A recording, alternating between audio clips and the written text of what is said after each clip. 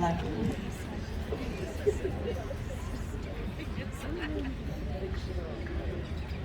Firstly, thank you so much for being here. Thank you for standing up for what's right. Thank you for actually giving a damn. We're here on a cold Sunday morning.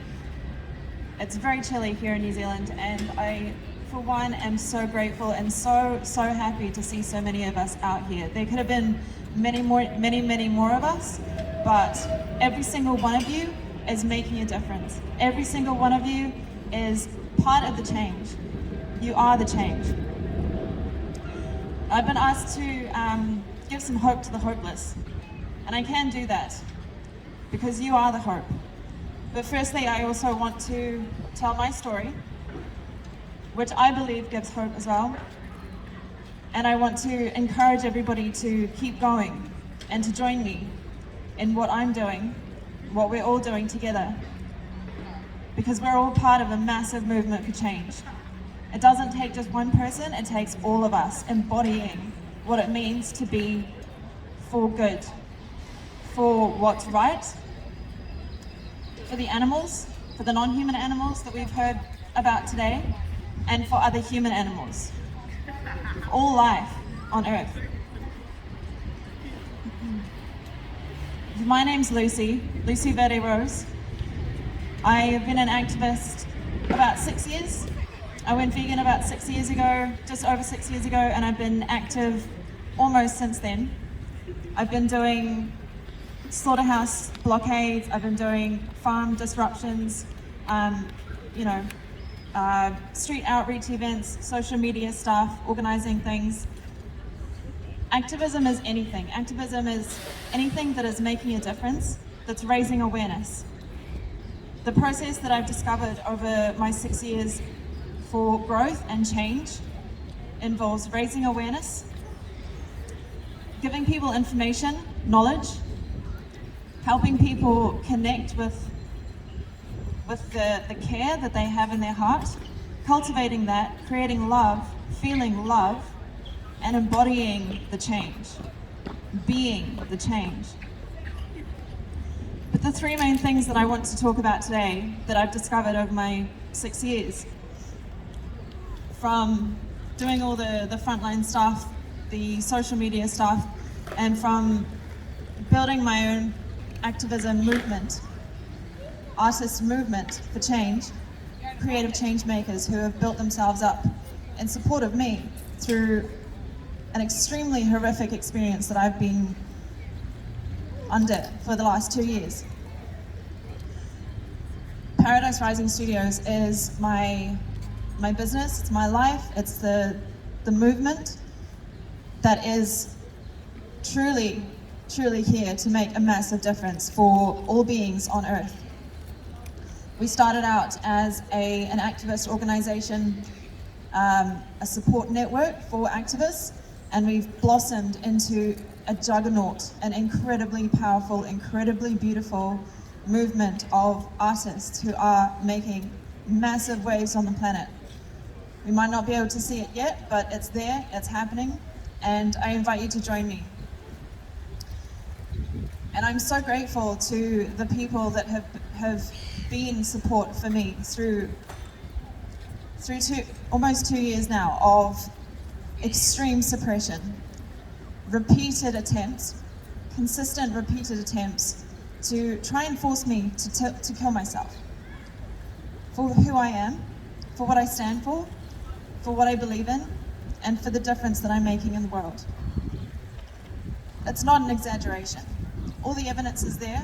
It's all out on public platforms, and I invite you to join me in events that I'll be running soon, this Wednesday.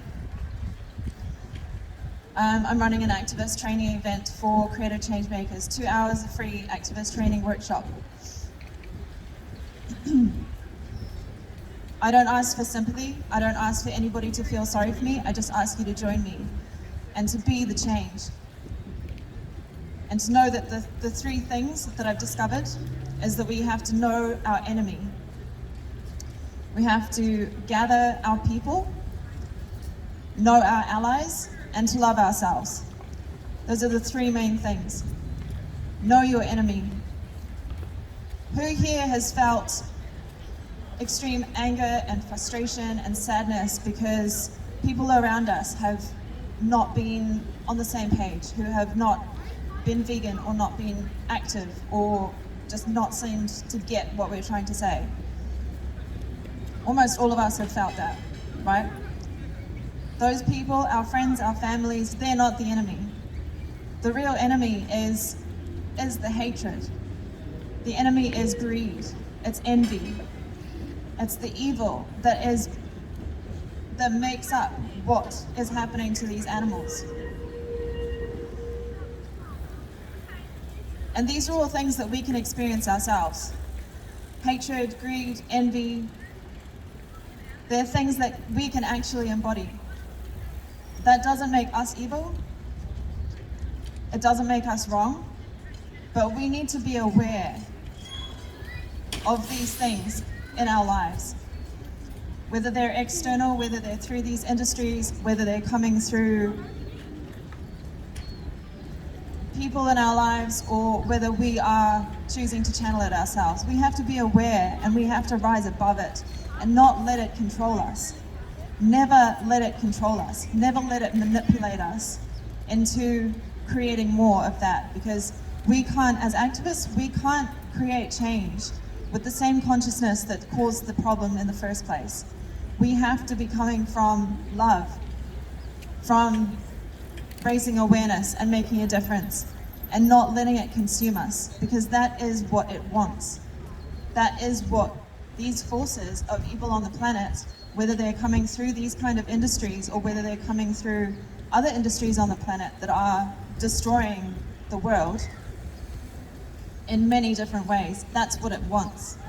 It wants to suppress us, and it wants to keep us in dis-ease. It wants to keep us in sickness, and for us to be essentially killing ourselves. And that's what's happening in the farming industry in New Zealand right now. So many farmers are taking their lives. How is that a good thing? And I, for one, would never, ever give up my life, even though this is what has been attempted on me for nearly 2 years now. I thought until a couple of days ago that it was over. I thought I was out of the situation that I've been in, but no, it's still happening. I would never give up my life knowing the depth of love that I feel, knowing that it's possible for everyone to feel that, and knowing what's happening on this planet to these non-human animals every second of every day.